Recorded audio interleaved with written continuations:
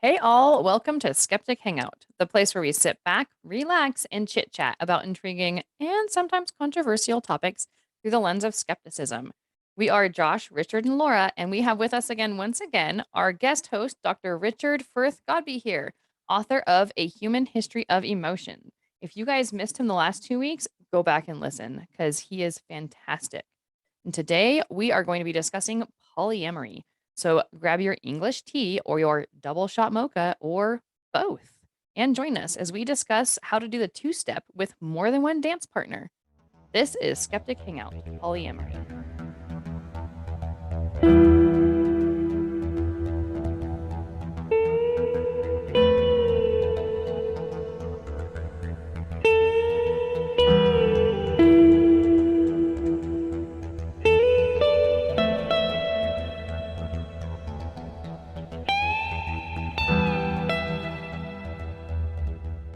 All right, I had a question to start you guys off with, and I forgot what it was. So, Josh, give it a start.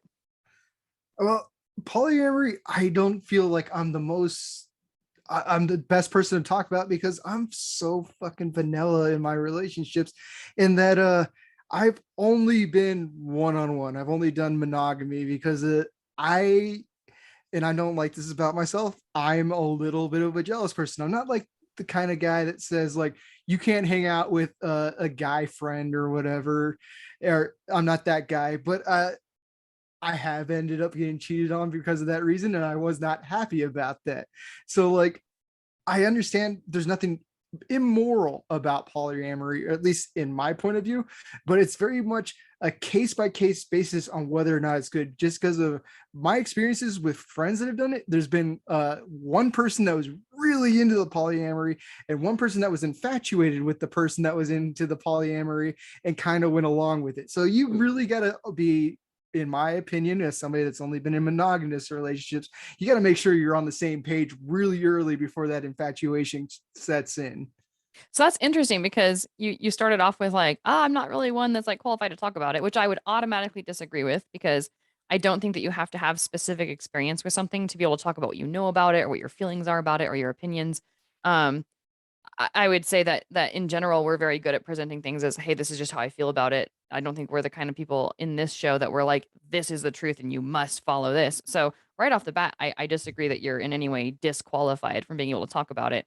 But then you went into talking about it and you did just fine. And I thought what you said was very relevant. So I think that topics like polyamory, we can discuss no matter what our relationship styles are, just like we talk about things like Mormonism, and none of us are Mormons, right?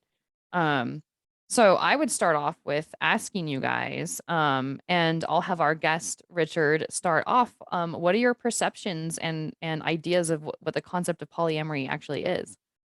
Good question. I too am vanilla. I've known my wife since I was 4. So Oh wow, I, that's I'm awesomely as impressive.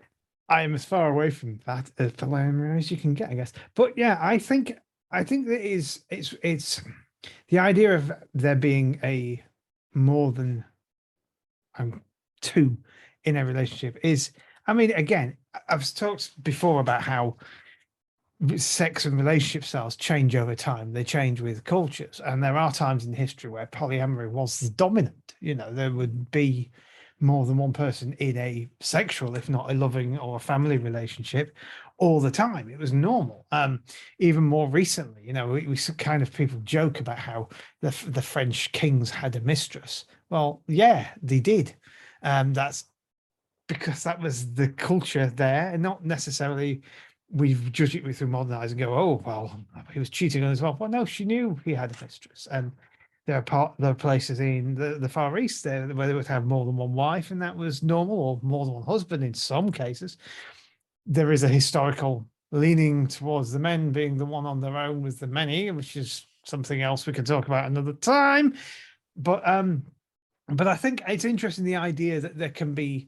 I wonder if sometimes, Josh, when we say, well, one person's infatuated and the other one wants a polyamory, and so they go along with it, whether we're seeing it through a monogamous lens, because that's how we would feel about it. And actually, there's a different way of seeing it that's kind of hard for us to grasp, but I maybe not. I don't You think know? there may be sometimes when I'm wrong, but the relationships where I've seen it happen and it's gone bad is because of somebody. It's all one of them pretty much goes and does their own thing, and the other one's still almost completely faithful to the one person, and you can tell that they're feeling a little iffy about it, but they don't want to lose the person. Those are the kinds of iffy ones to talk about. I've also seen really healthy, happy polyamorous relationships. I know of those too. And that's why I said you got to be communicating from the start, because if the ones that have gone bad have been people that have been in a monogamous relationship for a long time and think their relationship's starting to go bad, and then one of them points out that maybe they want to go into a polyamorous relationship, and the other one kind of just goes along because they don't want to lose the person. That's why you got to make sure you're on the same level early on. Like, people can be into polyamorous relationships, and those people should find each other. But I've had people prescribe on me that, like, I only like monogamy because of it's been instituted on me by like our monogamous relationship atmosphere. And I don't think that's entirely true. I think every person is different. Every person has different needs. So like, I'm not going to say everybody needs to be not monogamous or everybody needs to be polyamorous, but you got to know, or at least try to know where you're at when you get into a relationship, and you got to be communicating that early on. It should be something that's just pushed out in the middle of the relationship because things are getting a little bit rocky. Yeah, I do want to jump in because you said something kind of a little bit further back that I really want to touch on. And I didn't even think that we'd start getting into like, or by we, I mean into things like advice, in regards to polyamory. But you said something that just like hit a nerve, which was people will get into relationship trouble and they will see polyamory as a way of like fixing the relationship. Like, well, sex has been bad for a few years, or we're not really connecting, but we want to stay married. So we're going to open up to save the marriage. That's the same thing to me as let's go have another child to save the marriage, or let's go do X, Y, and Z to save. No, you do the work on the marriage to save the marriage, and then you add extra stuff in if it's beneficial while your marriage is healthy. So that to me, like, it was a red flag that as soon as you said it, I was like, oh, we got to touch on this more because I'm gonna be very pretentious and get up on my high horse as a non-expert and as just the girl next door. I'm gonna say, like, I feel pretty strongly that if you're gonna institute anything, like we're talking about whether or not polyamory is healthy in this specific case. Like, I mean, the discussion could go anywhere, like what polyamory is, different forms, whatever, however we want to take it. But what you're talking about is whether or not it's healthy, right? And in that kind of case, like that, I just wanted to throw that out there. Like, if your relationship is struggling, I think one of the reasons why polyamory can get such a bad rap is that it becomes an answer to a problem that it's not a good answer. I think the general opinion people have about polyamory, and the kind of, it's been hinted at already here, is that it's sexual. And I don't think that has to necessarily be the case. No. And as Richard has said, I'm a married man. I'm not polyamorous. But I don't think there's anything wrong with it. And I don't think it has to be a sexual thing. And I think it is very much a thing of, I think it's one of those things where you have to like look at individual cases, because it's not just a thing. It's not just, I want to go and sleep with somebody while I'm in a relationship. It can be an emotional thing, I think, as well. It's there are different circumstances surrounding it, whether you go into a relationship with it being agreed before you even start, whether you invite someone else into your relationship after it's already begun. There are lots of different circumstances around it. I don't think it's just a thing. And I think when, certainly to my mind, when the word's mentioned, what immediately springs up is kind of probably the same as what everybody or a large number of people think of when the words comes to mind. It's a sexual thing where three people are having a kind of a menage a trois. kind of thing, and of course that doesn't even have to be a part of it. It can be a loving relationship between two people, and one of those person is in love with someone else and they're having a relationship. It doesn't even have to be co-habitual. And there are lots of different, I think, aspects to it. It's not just a black and white thing. And I think that's interesting. It'd be interesting to delve into some of those aspects. See, Yeah. the only time I've heard it not be part of the sexual component is when it's been used as like a power component. Like Interesting. Joseph Smith, for one, who some of it was sexual, but he had a lot of wives, and not all of them were for sex. Some of them were specifically for like dominating over another faction. It was like a political move Marriage, almost. yeah. Then instead of something like I'm gonna bone your wife, it's like your wife is my property kind of thing. That's when I've seen it go beyond sexual, but he still was having sex with a lot of different women. He was still definitely having fun with it. It just wasn't 100% sexual. But in polyamory today, I don't see it without the sexual component, and I got very confused when you put that. Like, I'm wondering how you can have a polyamorous relationship without the sexual component, because at that point, I would say you're friends. And I don't see me jumping in with me talking with my friend and his wife, and like now I'm really close to both of them. I don't consider myself part of their relationship. I consider that a whole other aspect. So I'm really trying to figure out what you mean in saying that polyamory, besides the power dynamics that I talked about with Joseph Smith, can be anything but sexual. Okay, so I have to. There's a lot there, and what I hope we can get to eventually is like some different forms of polyamory, because like the word itself just means multiple loves. Like there's so many different ways that people can practice it, in different relationship formats that can come out of it. I mean, even in monogamy, you have different quote unquote relationship formats where people do it differently. But and I hope we get to that and discuss some of that later. But I want to ask you a question to push back on what you're saying. So in a monogamous relationship, like a monogamous married relationship, does there have to be sex involved for that to be a monogamous relationship? Like, can a married couple be married for any length of time, like let's say their entire relationship, and not have sex? That feels platonic to me, and that's me probably forgetting about like asexual people in my calculation with that. So maybe it can, but if you're adding extra people, no, I don't see that happen. I don't see like an asexual three-way happening.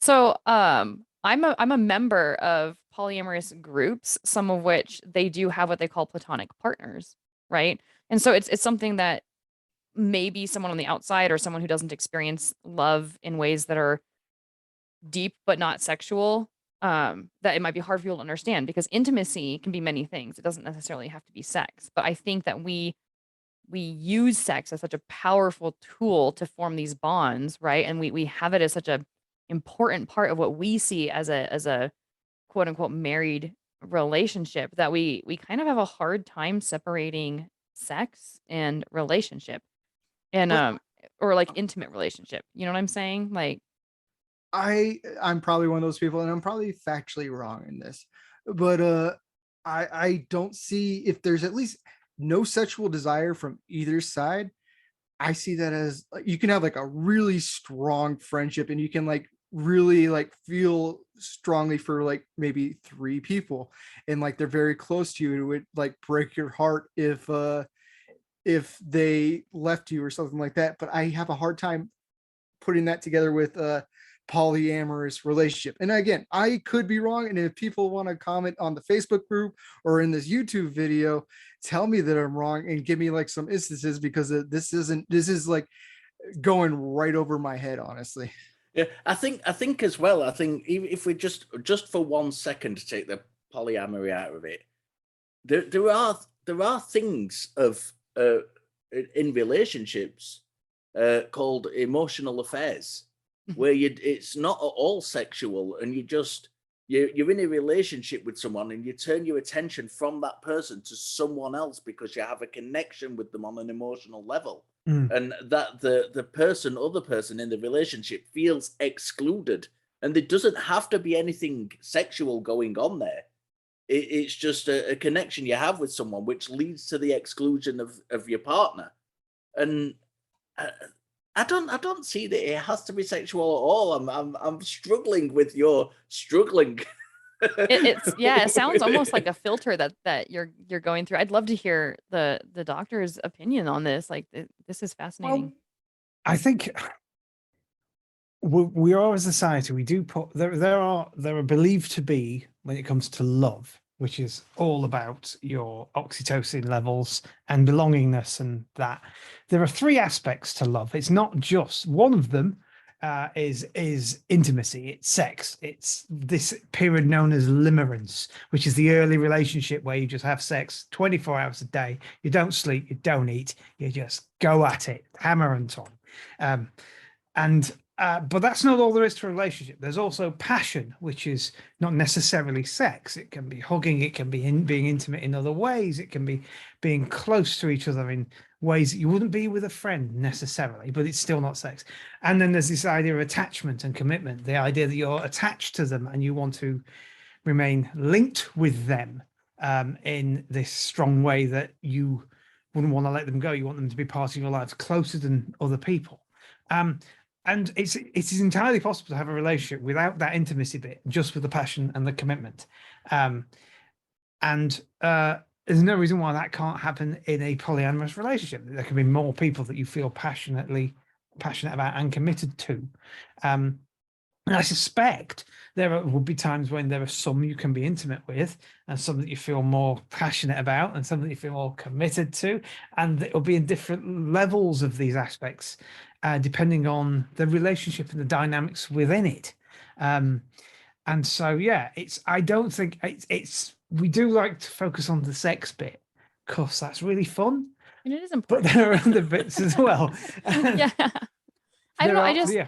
I just keep wanting to go back to the idea that if a polyamorous relationship can only ever like have some sort of sexual component, like that would also mean that a monogamous desire is what I'd say. Yeah, I would just keep going back to the monogamous relationship. Like you're putting a standard on polyamorous relationships that you would then have to also apply to monogamous relationships, because, and I would say even more so, because now you're talking about only committing yourself to one human being, for the rest of your life, and you're not going to have sex with other people. But if you're also not having sex with that individual, then why be married? And I think there's a lot of reason to still be married. I think that sex is one component of an intimate or romantic relationship and doesn't have to be present for a married couple monogamously to remain monogamously married. So it to me, like the importance of sex, like we can definitely talk about that. And I would definitely acknowledge that overall as a society, sex is important. As a species, sex is important. I just want to keep, I don't understand where the disconnect there is. What I find really interesting in this is that, and this isn't a criticism, I'd like to say that before I say it, because I can criticize. This isn't one of those occasions. Two members of this panel have already described themselves as vanilla for not being in polyamorous relationships, and I'm not entirely sure that that's necessarily means you're vanilla. It's the norm. It's the societal norm. Well, that's kind of what you say when you say vanilla, is like you're going with where more the norm is. It's not necessarily saying like it's boring to me. At least that's how I interpret it, because I have a good time. It's just not me striking out away from what's the societal norm. I guess so. Okay, maybe I've got the wrong understanding of vanilla there. A different interpretation of vanilla. I was gonna say, like, semantics matter, and I know that words are descriptive, not prescriptive, but how vanilla is typically used is in relation to kink, right? And so when you use the word vanilla, to a lot of people's minds, like my mind included, you're saying that polyamory is a kink, right? Oh. And that's not necessarily true, or not necessarily. I'm not vanilla then. in society nowadays. Can we do a whole new episode on kink? Well, in society nowadays, I would say polyamorous people are viewed as being more kinky, and that might change as polyamory becomes more the norm, and I see more people latching onto it, and then it eventually will lose all that. But I do think what's considered kink does change with the years and everything. So like, yeah, I kind of am lumping it in with kink, but I'm not saying it's kink, it's stapled down as kink permanently. I'd say like right now, right the way the society is, it's definitely in the kink range. And I'm not saying there's anything wrong with kink, but it's just above where the norm is, and there's nothing wrong with that at all. In our society, Yeah. because of course there are cultures where polyamory is just it is the norm. Well, like I've said it in another episode, if we go under Rome, the days of Rome, it wouldn't be kink at all. It'd be the norm. Kink changes with society. So it's not shaming it, saying that it's outside of the norm.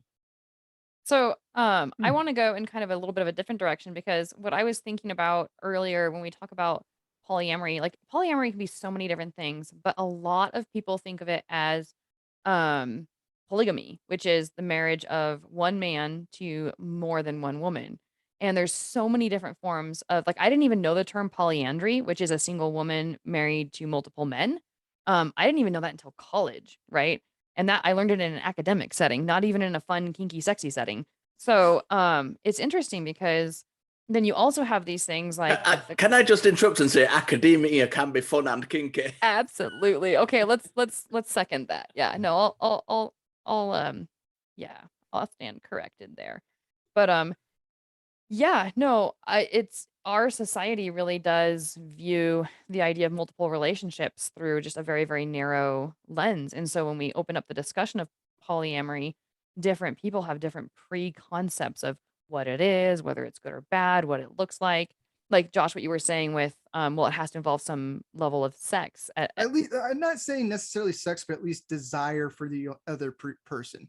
But see, Like that's already a step back, and I appreciate that. Yeah. So like, yeah, you don't necessarily need to be banging them, but like the idea of banging them has to have some kind of appeal to you. Josh is putting qualifiers on. But that's exactly what I'm trying to say about polyamory, is there's not a lot of qualifiers. Like, if you could look at the word, it's meaning you like love for more than one person. But there's so many different ways that people define it out there. There's so many different ways that people live it out there. That it's one of the more fascinating aspects of relationships, that, like, if someone says they're polyamorous, they're not saying very much. Like, if they say they're monogamous, that's saying a lot, right? Okay, I'm connected. But even then there's shades of gray. Are you actually like lifelong monogamous, or are you serial monogamous, right? Do you just date one person at a time, but you've dated multiple people?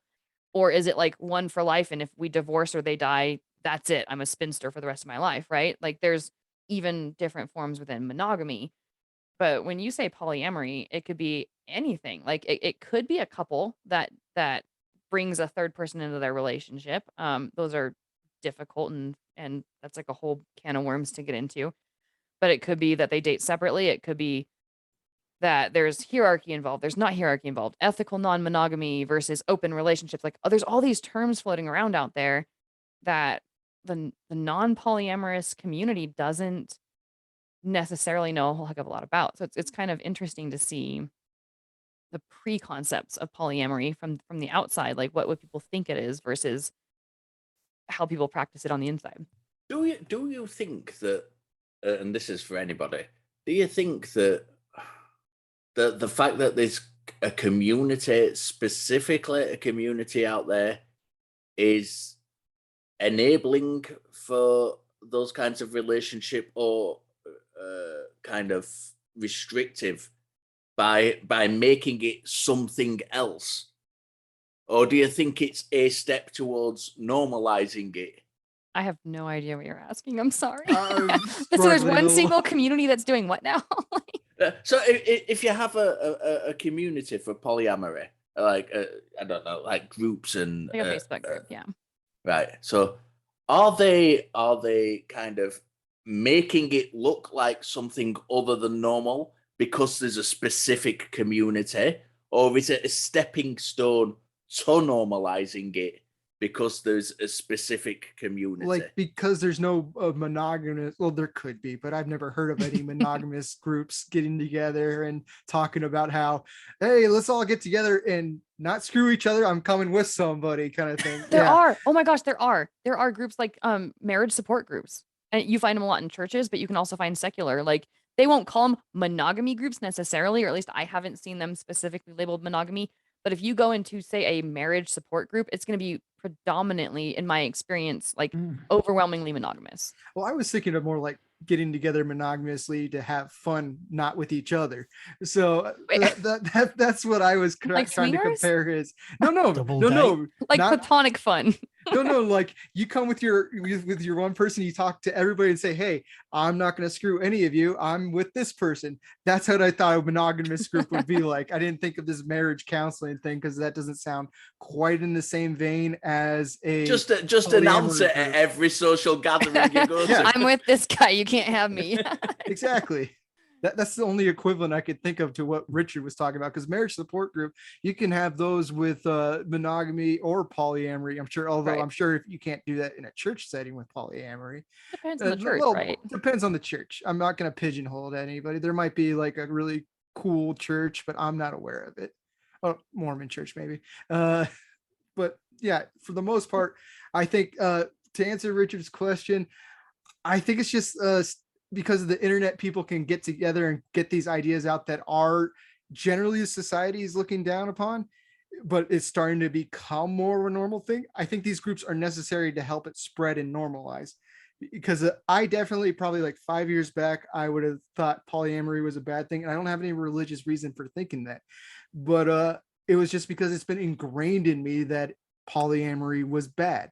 So we need these kinds of groups to normalize it. So yeah, it's gonna happen. It's just like how atheism started to spread when the internet was connected, because people can find more atheists on the internet than they could in their local area. So it's probably the same kind of thing. Like any niche group is going to need the internet, or is going to utilize the internet right now to normalize themselves.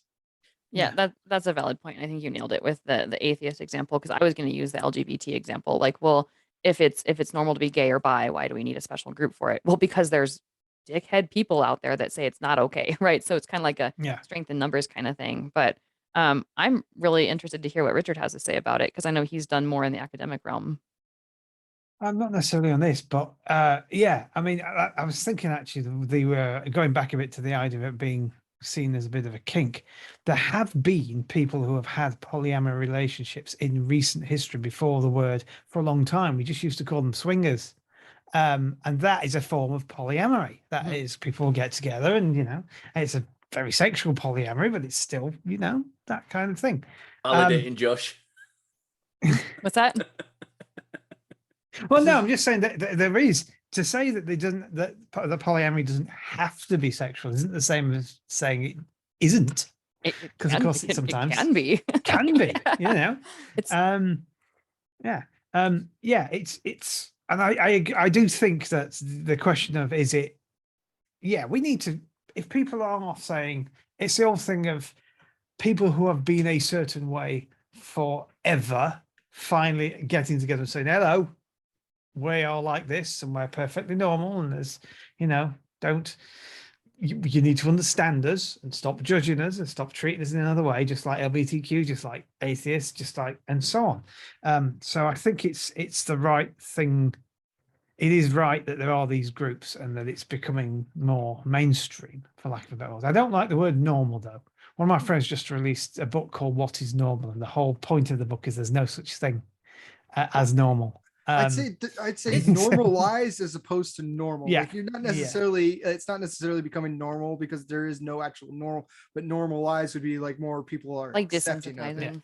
It's accepted. It's interesting because like you'll never really know how many of your friends or how many people are polyamorous until you become polyamorous, right? And then all of a sudden it's out of the woodworks because people don't talk about it, right? So having these groups allows people to talk about it and gather together, and it is a lot like being closeted about your sexuality, in Fight Club. right? Yeah, right. Well, except that in Fight Club you don't talk about Fight Club, but in Polyamory Club you most certainly talk about polyamory. No, but I'm outside of it, and I've heard it more and more from people that are a part of it. But that's because probably the discussions are happening, which is exactly like what Richard was talking about, and I agree that it's so important because you can have so many people out there that are a certain sexuality, a certain demographic, a certain want a certain relationship type. They may not even have the language or the words for that relationship type. Like I have a friend who had never even heard of polyamory, and when he heard it described to him, he's like, oh, that's what I am, right? And then he had to do the thinking about himself of like, well, what does that mean for me? What is my specific relationship style? What do I really want to get out of it? But what he knew right off the bat was I'm attracted to multiple people all the time. And I don't like the idea of just being married to one was bothersome to me. Now I have language to talk about it instead of just feeling like a dirtbag, right? So the more that we're able to talk about it, the more that people who are either doing it sort of on the side or very quietly or are ashamed to talk about it, the more that they're given the empowerment. And like it's still a really scary thing to talk about, right? Because there's so Yeah. much judgmentalism around it. Like you're a sexual fiend or you're deviant or you're actually cheating on your spouse must be somehow deficient if they're allowing you to do this thing, right? And so there's a lot of stigma around it. And the more that it's talked about, like what Josh said, the more it can be normalized. Well, Is there Richard, is there an emotional kind of foundation for the whether an individual is more predisposed to polyamory or monogamy? Not really emotional. Different. I mean, I talked about Sternberg's theory of the love triangle, the intimacy, passion, commitment thing. But you know, it's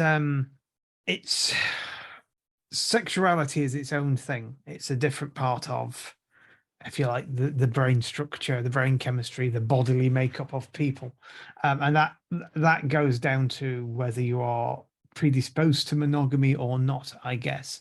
I don't think there's an emotion. I think the emotion's the same. It's just how it's directed, how it's um, understood in the context of that person. Because the thing about emotion is, for long enough, people since 1970, this idea that there are basic emotions all humans have, and Disney made a film about it, and you know, a very good film. It's just crap It's cute. science. Yeah. And we now know that's not the case, and even individuals will experience emotions differently to each other, and it's the same with sexuality. I mean, on one hand, you're right, Richard, that creating a box is a box, and the box is fake, really, because there's all sorts of blurred edges, and there are people who are mostly monogamous, but and there are people who are completely polyamorous, but and you know, and there's yeah, that's sort of where it is at an emotional level, in that it's probably something to do with, at a guess, the way that oxytocin and dopamine work in the system, and the way that they are Mhm. genetically, the way you attach to people differs from people to people, the way that they work, that particular chemical, and others. So, in answer to your question, I doubt there's been enough research done, but I've read lots of stuff and done lots of stuff. I would say probably there is. Everybody has a different. Well, everybody has a different brain. Put it down to that. Everybody has a different brain, and all our brains work differently. And so, in this respect, who and how many we feel attracted to is going to be different. You know, it's Yeah, normal, natural. I have a fascinating counter question. You're gonna have the same answer, but just it's so I'm not expecting an answer to this question, but it's just a way of turning it around. Is like instead of how many people are predisposed to polyamory, which again, like what form of polyamory is it? Is it swinging? Is Yeah. it just like sex with multiple partners? Is it more than one deep relationship? What does it look like, right? But is it just as fascinating to me as how many people are predisposed to monogamy, right? Like Mm. I'd heard a, you know, it's like one of those like you throw out statistics, you don't know where the fuck that they came from. I heard a statistic somewhere in a podcast that was like 20% of people are actually monogamous, even though many people are practicing monogamy. I don't know where they got it. Was like a study done somewhere. I'm not verifying that fact, but what I'm trying to say is it would be fascinating to look at it from both angles. Like monogamy in this particular society is like the norm, but it's the norm that's presented as like the only option. And you have to kind of go outside the box to seek outside that option, or you have to be willing to appear to be a little bit rebellious, you know, to go outside that option. And you have to be prepared for pushback. Um, so my question would be both ways, right? Like how Yeah. often are we predisposed just to monogamy, to being attached to one partner, either long term or for our entire lives. Because I do know that, well, I say I do know. I suppose that there are a certain percentage of brains that will form very, very few attachments versus the brains that will form many, right? Yeah. Yeah, it's probably. I mean, I'm speculating here, sort of. And I am too, It's by the an educated guess, if you like. But there is. Let me take something else an example. There is such a thing in the brain as dopamine desensitivity, and people who are not very sensitive to dopamine levels do things like base jump and mad things in order to get the dopamine rush that some of us get from just watching a good film. You know, it's sort of, it's we all have different levels of our tolerance of dopamine. I suspect that very similar things like oxytocin and that have a similar reuptake tolerance and intolerance. Different people have different amounts. So some people will fall for everybody they see all the time because the oxytocin just goes. And like some their brains go people, bananas over yeah, people all the time. Yeah, I've seen. yeah, I know people like that. Yeah. yeah. And So some people, remind me, because I'm trying to remember. So oxytocin, is that the bonding that's the hormone? bonding Okay, chemical. the one that's Yeah, like, oh, I love you. I need to be around you. yeah, Yeah. Okay. yeah. That's the one that, and when a dog comes and goes crazy, it's flooded with oxytocin. Yeah, that's my dog every time I come home. Yeah, yeah. And some people, and I think when I think about it now, I'm one of them because I don't have all that many friends, as well as being incredibly monogamous. I also don't have a huge number of friends. I'm not somebody who's got like hundreds of friends. I could count them on a hand or two hands. So people like me probably have a much lower, higher tolerance, if you like, of oxytocin, and so we have more closer, smaller relationships. I don't know if I could get someone to give me a big bag of cash. I'd go and research it. Anybody out there want to fund me to research? I'd be Do willing it. to perform the But research yeah, for a certain um, fee. yeah, I could just need the money to be able to get the resources to get the people together. And then, you know, because I'd have to track a lot of people, I'd have to do lots of tests. It would involve me getting medical doctors involved to test their levels of chemicals and stuff. But I'd be fascinated to do that actually, because just as a guess, I reckon there is probably an oxytocin tolerance the same way as a dopamine tolerance, and the same way as an adrenaline tolerance, and blah blah blah blah blah. And that may be the underlying cause of the various forms of relationship. I'm wondering how they took care of the variables in that study that they're talking about. Because there's people like me who, when you were talking about your friend, it kind of rang some bells off in my head. And like he Mhm. was saying that he was attracted to other people, but was still doing monogamous relationships. And like, I think most people can be in a monogamous relationship, and like, I see hot women all the time. I'm not going to cheat on my girlfriend though, but that's more like I can see women that look sexy, but I also enjoy the emotional relationship that I have with my girlfriend. So like I don't want to go around cheating on her. But there's also people that maybe they're exposed to temptation a little bit more, where maybe they'll start out like me, and then they make it big in podcasting, and they get podcast groupies all the time. And like they're like, Josh, sleep with me. But like right now, I'm like, no, because I'm only having that happen like once or twice a week.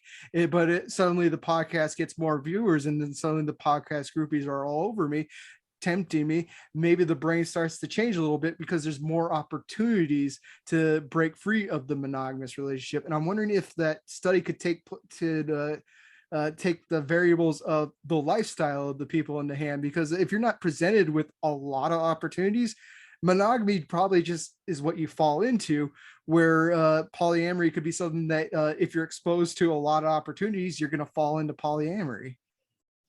Yeah, I don't know. I think in this specific case, the answer to that would be no. Like I don't see this person as being someone who's like constantly being followed around by groupies. Like, not that he's not a fine individual, but I think that yeah, a wider study would definitely have to be done. But just my pool of one individual, I would say I don't think that's Well, the the case. study But that you took like 20% of people being yeah, and I don't know where I that was came just from. taking that That's one. yeah, Yeah. I was just taking that one example, set off like some alarms in my head. I wasn't yeah. saying your one friend No, was the yeah. results of all that study. I was going back to that one study you slightly remembered.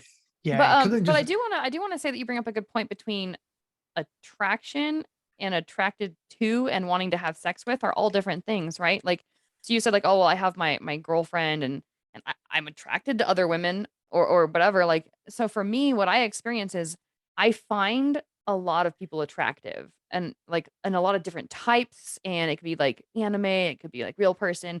Like I'm very attracted to the human form in general, but not attracted to in the sense of want to have sex with. There's very, very, very few people who I want to have sex with. And so I'll even be presented with an attractive person who's like flirting with me. And I've had the opportunity in the past to just like, oh, hey, I think you're cute. I want to have sex with you. And I had no desire to. And this was a person who I found very attractive. And I've had that a couple of different times where you kind of get the proposal and you're like, nope, this would be one of those times where I should want to, but I don't. And so I think that there's sort of a distinction to be drawn there between like, as human beings, it is quite possible that the vast majority of us find a lot of different people attractive. But how often and how strong the desire is to have sex with them is like a different matter. And all I was saying is it might change based on how often the opportunity happens, because you could be completely against it. I've read too many rock memoirs where they started out in love with their girlfriend or wife and they had no intention of cheating on them on the road, but once they got on the road and were presented with all those opportunities, their mind began to change. So opportunity may change whether or not somebody's into polyamory or monogamous relationships. I they will remain nameless and very vague, but I actually know a rock musician quite well who, when they were an American and they were on tour over here, and they told me that they were trying very hard to be faithful to the wife. And the kind of next time I saw them, they were chatting to a girl who wasn't the wife, and it was clear it was going somewhere. And I did remind this guy about what he'd said, because it was clearly conflicted in within himself on that matter. So yeah, it's I think something we've been kind of talking about, like as though monogamy is the norm. I don't think there's ever been a time where people haven't had affairs. And I know that's not polyamory as such, but it certainly shows that it's not the norm, as in a blanket thing that that's what monogamy is, because people have always had affairs. And I don't remember a time at all where people haven't had affairs in this society where it's considered the norm to be monogamous. The difference is now we're trying to like normalize it in like to not be an immoral thing. And when you're looking at affairs, it was polyamory in an immoral way because you're hurting somebody because they weren't included in the idea of it. So that's how I'd say it's normalizing. Like, yes, people have been cheating forever, but as long as you're in a relationship where everybody's okay with it, that's what I'm thinking of polyamory as trying to get normalized today, as it not being an immoral thing where you're hurting somebody when you do it, or at least you're not trying to. This is where we start talking about like words and semantics and like people's perceptions and stuff, because from a polyamorous perspective, the like cheating and adultery and stuff is not polyamory.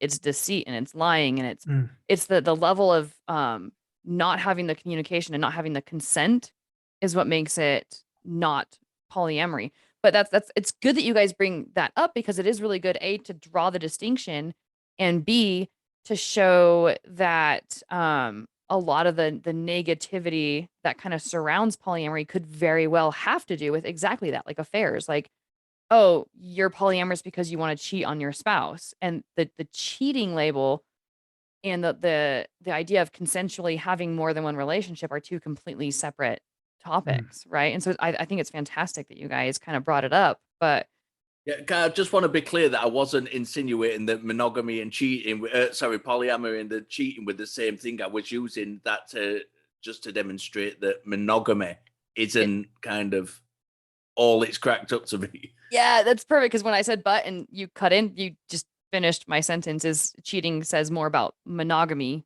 and individuals who choose monogamy and then choose to go outside of it than it does, True. Yeah. Yeah, and back to my theory that keeps going around my head. I just remember that from an anecdotal point of view. I remember quite often when I'm teaching the young students, there will be one or two of the young female students that will get a sting, would say, so they stand too close to me. They just get a bit, and I always sort of stand back and say, and they're young 18-year-old girls, and some of my colleagues aren't quite as, for lack of a word, disciplined with these girls. And again, I think maybe that's just me. You know? So yeah, there can be temptations there. Not for me because I'm weird, but for others, there can be temptations there. And I do sometimes wonder if, in a different world with a different culture and a different view of relationships, because there is a deceit element, but why is the deceit element there?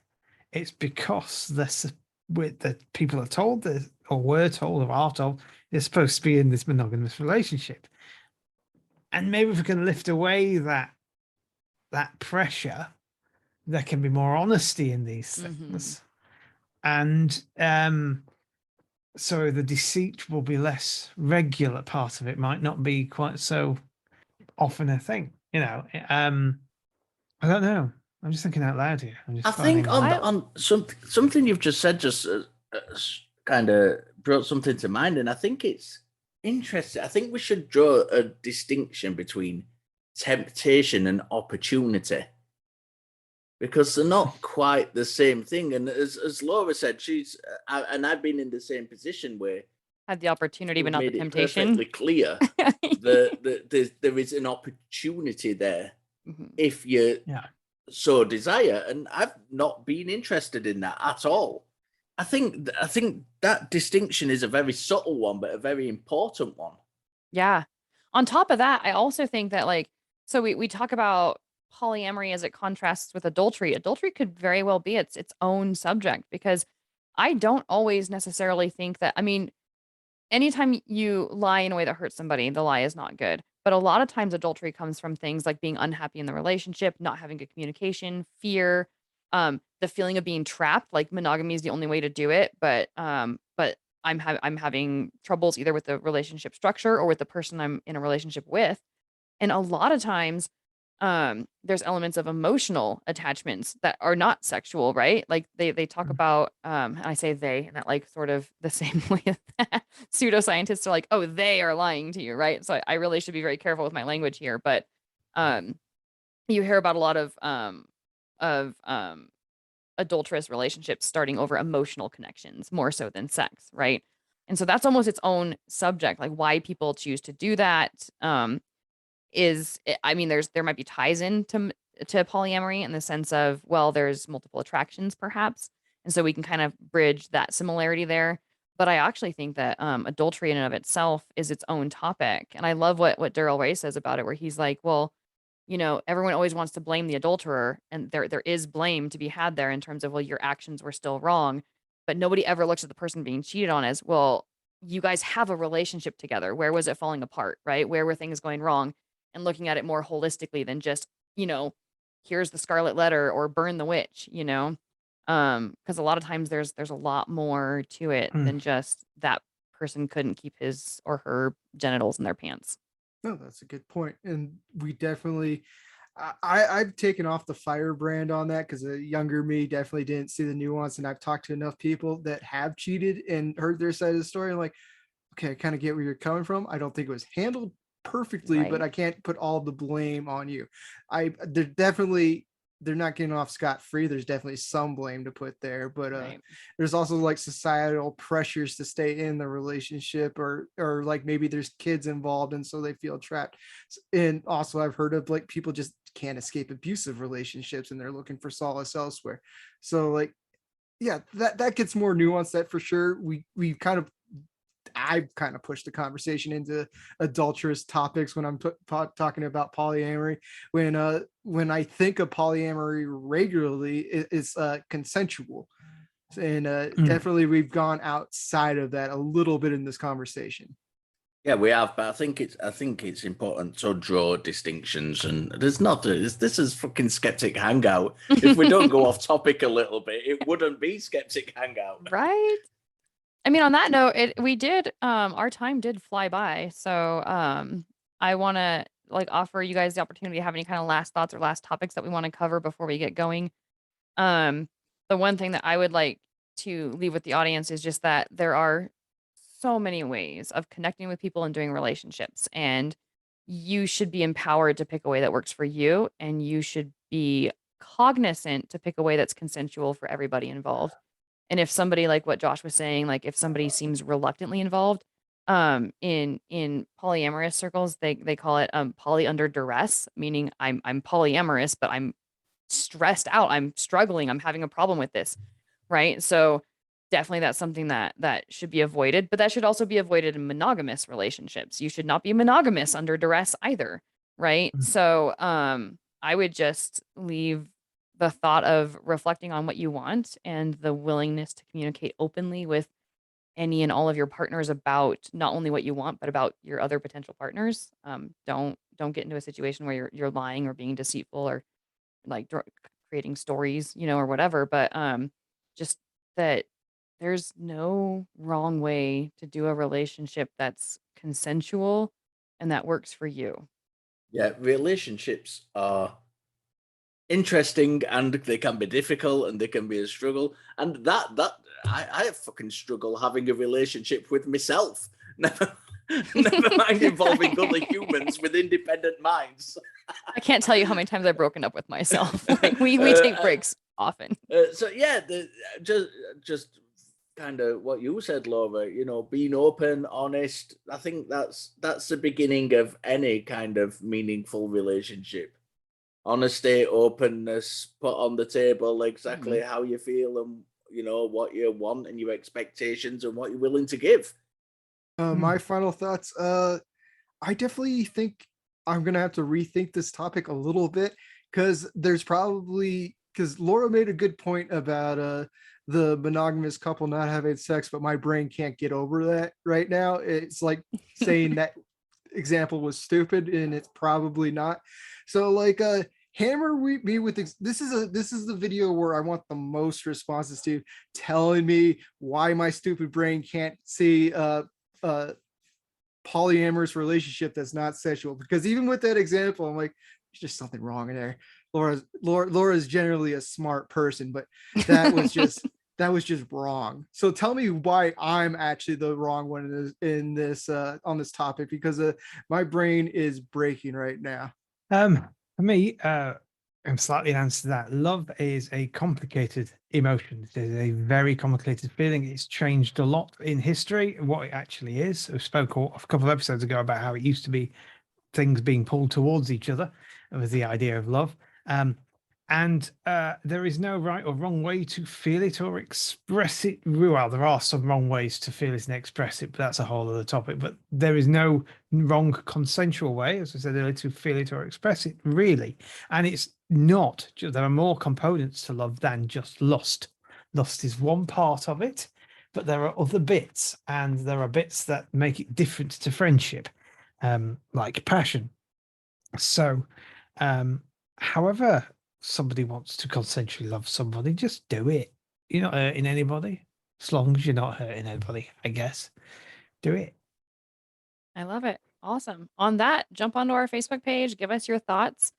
Let us know. You don't have to divulge what your relationship structures are, but if you wish to, if you're comfortable with it, let us know. Like what do you prefer and why? Or just what are your thoughts on the topic in general? The more we can discuss these kinds of topics, the more that ideas can be shared and maybe ideas can be challenged. I know that my concepts, like I'll come into an episode with an idea of something, and something somebody else says will completely challenge that idea. And I think Josh was just saying he felt that in this episode, which is phenomenal. And so yeah, if your ideas on monogamy and polyamory are challenged by this episode, let us know why. We can further the discussion. In the meantime, thank you guys all for joining us. Dr. Richard, thank you so much for joining us for these last 3 weeks. It's been a pleasure, and I hope we can have you on again. Pleasure's all mine. And in the meantime, everybody, keep questioning. Interrogate your beliefs. Stay skeptical. Bye.